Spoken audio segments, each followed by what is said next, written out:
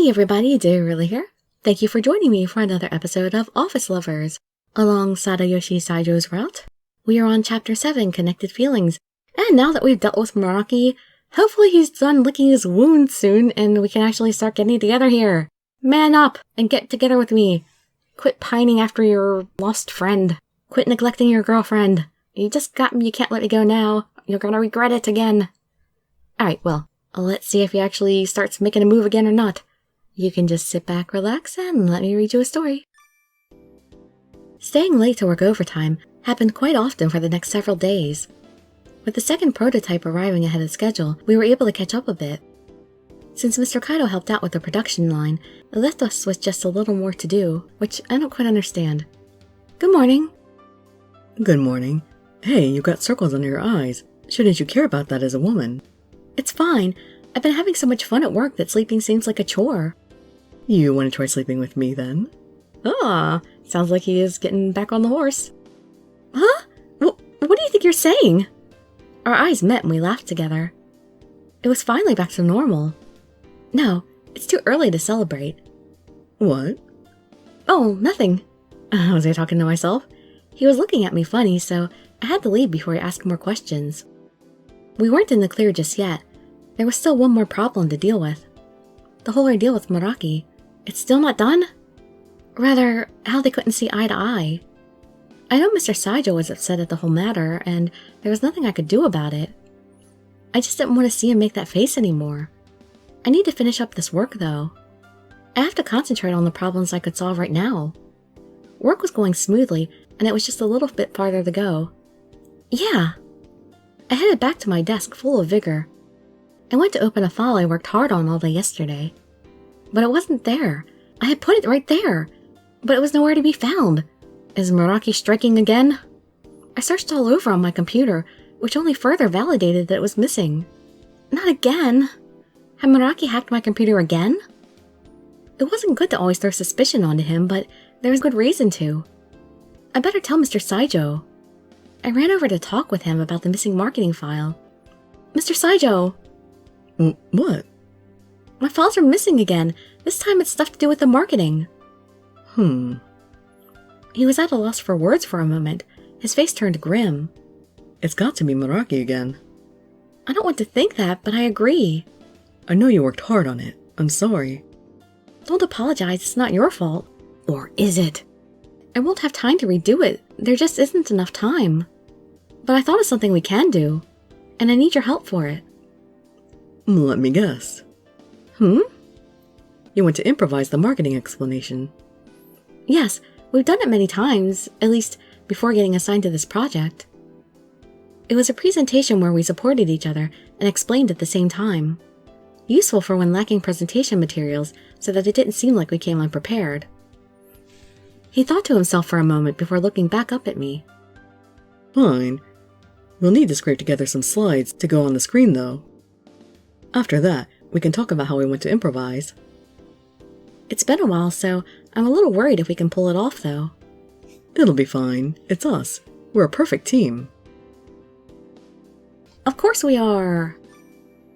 He smiled and nodded with confidence. Your smile is as cute as ever. If we weren't at work, I'd... No, never mind. Better not even think about it. You've got quite a cute smile there yourself. Jeez. But still, I never thought I'd be doing a marketing presentation with you again. And it's improvising of all things. The only way I could pull it off is with you at my side.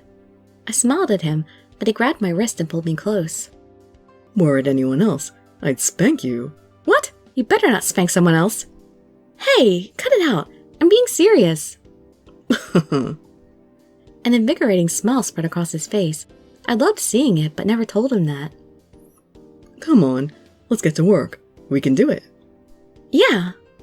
If I was with Mr. Saijo, anything was possible. I turned my attention back to work to prepare as much as possible for the speech.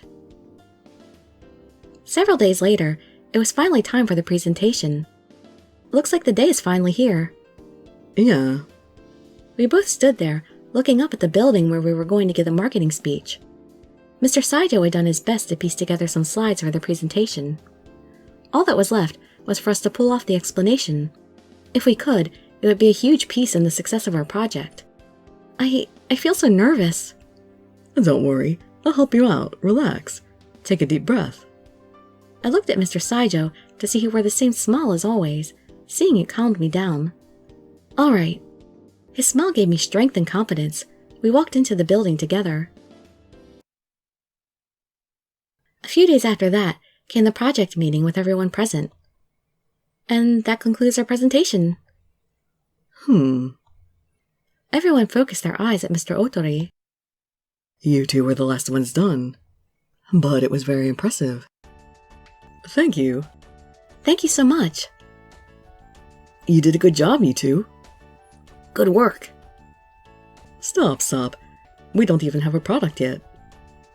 It isn't too early to celebrate. You don't think? You two did very well. I hope you can continue working at this level from now on. Mr. Saijo, Mr. Otori, and, well, everyone was pretty much smiling. All that hard work we had done had finally paid off. But the expression on Mr. Saijo's face had signs of regret all over it. It wasn't over just yet. There must be something I could do to fix the problem between Muraki and Mr. Saijo. I had to do something. After the meeting ended, I started cleaning up, and Mr. Saijo left to go to get something. I wondered to myself what I could possibly do to help him. Are we going to try to find Muraki? Was there anything I could do? How could I bring an end to this conflict with Muraki? Where is Saijo at? He went to get something back in the office. Then I'll tell you instead. What is it? He closed the door and walked up next to me. Recently, Saijo has... What kind of things are you saying to her when I'm not around? Mr. Saijo, did you get what you forgot? I forgot I loved you so much, but I remembered it right away. Stop saying things like that. Can you be serious for one moment? Mr. Kaido aimed a glare at him, and in turn got the same back. I'm always serious. Then why didn't you say anything that time? What time? When he confronted Muraki? I still have no idea what he means, but I'm saying it. He was talking about what happened during the plan to confront Muraki. Why didn't you say anything? Don't tell me you agreed with him. No way. Mr. Saijo put his hand over his face like he was exhausted.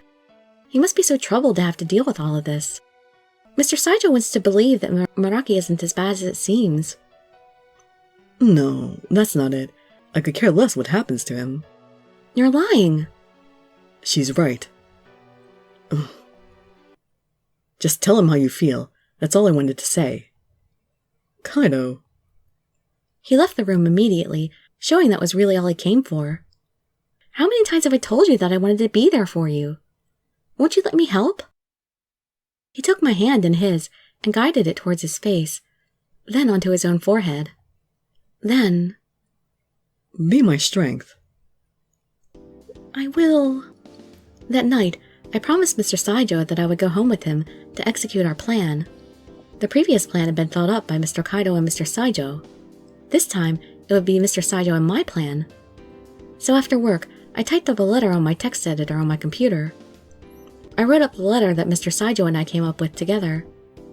To Muraki. Mr. Saijo has something important that he wants to talk about.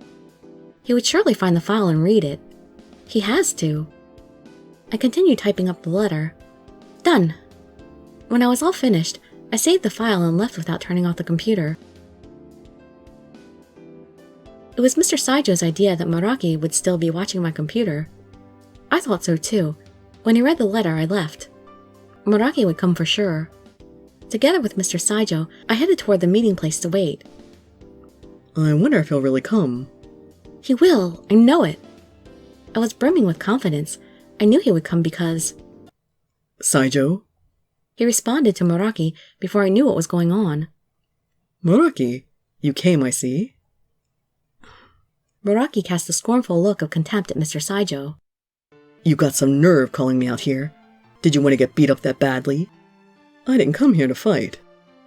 Then what? Huh? You ruined my career with your little act. It's your fault. I get the revenge I deserve, and now you think it's okay to get back at me? That's the kind of filthy scum you are. You wouldn't think twice about ruining my life. Moroi screamed his lungs out, crumbling to his knees as if crazy. I wasn't that emotional, sorry. Dirili, stay with me until this is over. You don't have to say a word. All right. I nodded to him. However long as it took for these two to come to an understanding, I would stay out of it. I had to, for him. The letter I left Moroi read as follows. Mr. Saijo has something important that he wants to talk about. He has denied it and ran away for so long, but now he is finally ready to tell you. Please come to the location shown below. We will be waiting for you. It hadn't been long before Moroi arrived. What is it? What the hell do you want to tell me? I'm sick and tired of you and your games. Moroi, you won't tell me anything. You won't even face me. Moroi put his palm to the ground, screaming in a crazed agony. Moroi, don't run away from me. We want to talk about what happened, once and for all. You just want to talk? He turned towards me, his face shriveled up with anger and hate.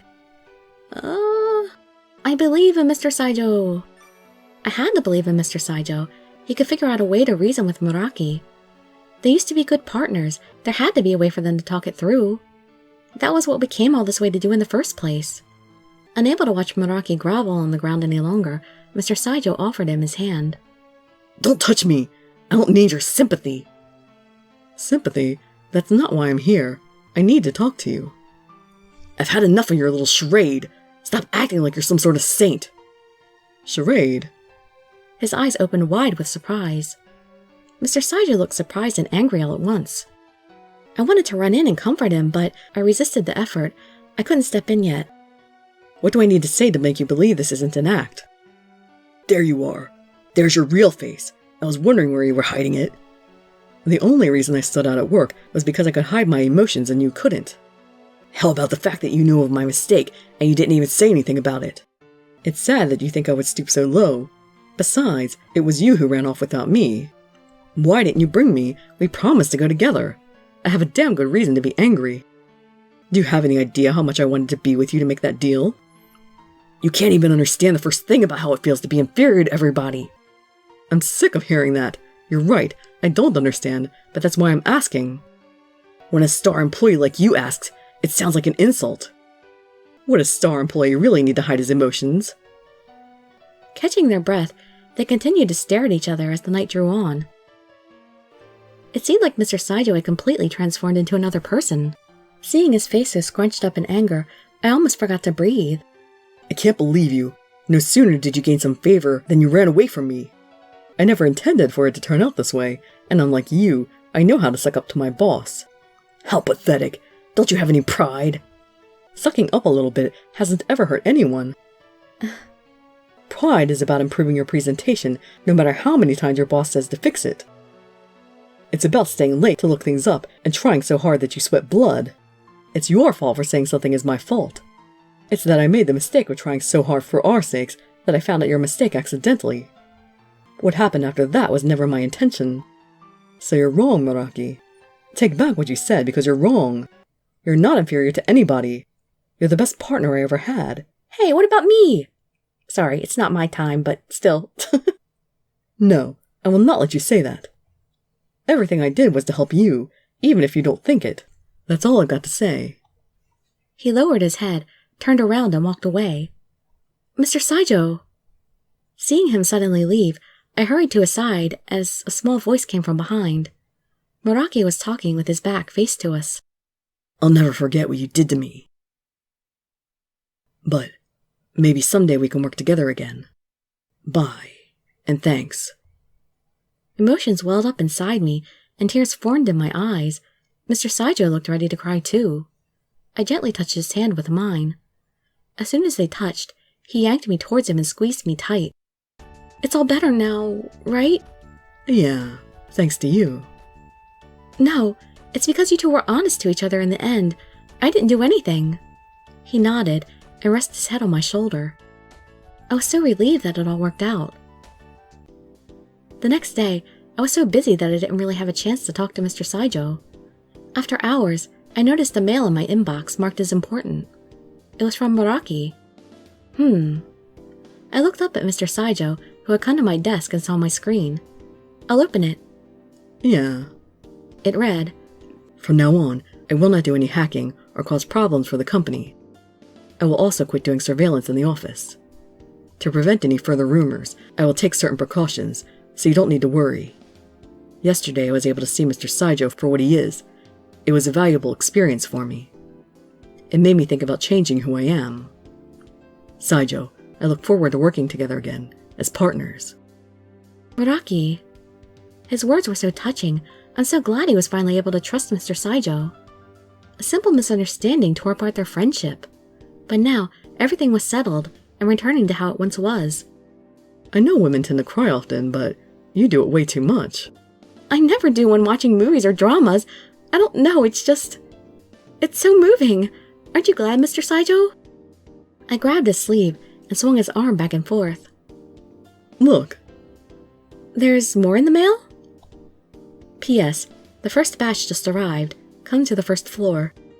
What? No way! Let's go! "Hurry up." By the time the words left my mouth, he was already way ahead of me. I ran to catch up. Finally, the first batch of our product had arrived. It was nice of Moroi to let us know. A few minutes later, we walked back through the empty office, now carrying some cardboard boxes. In complete silence, we opened one up, holding our breath. Mr. Saijo carefully pulled the tape off the box while I looked on. Hurry up! I was as excited as a little child opening a present. He looked at me and smiled. "Calm down, it's not going to run away." He folded away the top flap, and I peeked inside. He carefully took the lipstick in his hand, as if handling a museum piece. The packaging and stick sure turned out wonderfully. "It was a good idea to go with seashell white. It looks amazing." Twisting the stick in his hand, the beautiful crimson red of the lipstick was revealed. It shone in a red splendor, giving off a natural fruity aroma. "Mind if I put it on you?" Be my guest. I closed my eyes. My vision turned to darkness. The chilly lipstick touched the edge of my lips. It glided across my lips like liquid, accompanied by its delightful aroma. "Don't open your eyes yet." Huh? I felt something soft touch my lips. Don't do it, he said not to open your eyes, so I won't. Again, I felt a soft sensation. It felt warm and pecked at my lips. But still, I kept my eyes shut. If I opened them, it would ruin this magical moment. His kiss fell onto my lips with passion. Even as he started to unbutton my shirt, I kept my eyes closed. Mr. Saijo! "It smells wonderful. It looks amazing on you." When our lips locked, it was too much for me. My emotions overflowed and tears came with it. We finally made it. "It's the result of our hard work. Our baby." I'm so happy. "I have something I always wanted to tell you." Squinting my eyes barely open, I looked at his face. My lipstick was all around his lips. "Have you decided if you're ready to become mine? My one and only?" Haven't I already? His hand rubbed against my thigh. Just that was enough to make my whole body shiver. "Your lips, your body, your emotions. I want to make them all mine, forever. I want you to be my girl, officially." My shirt wide open, his hands invited themselves in. I did nothing to stop them. He sounded so smug, so arrogant, but that was Mr. Saijo. I nodded. I want you too. He grabbed me and pulled me tight as soon as I said it, so tight I could hardly breathe. Mr. Saijo gently wiped away the tears that poured out of my eyes. He softly laid me down onto the desk. I wasn't afraid anymore. He slowly leaned his body over me. No, not there. "No, why not?" His finger dove between my thighs, wiggling around on top of my underwear. It's too much. "That means it's working. Feel it. Feel me. Don't think of anything but me." I thought how ridiculous it was to be doing this on top of a desk at work, but couldn't stop. His tongue touched the tip of my breast, making my spine contort in pleasure. Mr. Saijo! A wet sucking sound echoed through the office. It sounded so wrong in a place like this. "I'll lick every part of you, suck everywhere, leave my marks all over your body. You'll never be able to run away from me." No! Don't leave any marks! "I have to.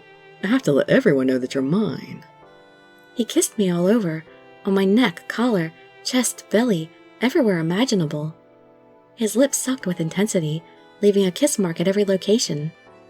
If they go away, I'll leave them again. Every day if I have to. You... Huh? You're so cruel. Unfair. You... Should I stop? He caressed my body. I was burning up all over. I felt like my heart would melt. You're too good at manipulating people. Yeah. But sweet and sensitive. Yeah. His face was right in front of mine, blushing like a red tomato. And kinder than anyone I know. Our lips locked together. He slipped in between my legs. With his body on top me, I couldn't move. I love you. I'll say it again and again. As long as I have you, I don't need anything else. Mr. Saijo. Are you ready? Yes. I nodded at him. With his red blushing face, he smiled back at me.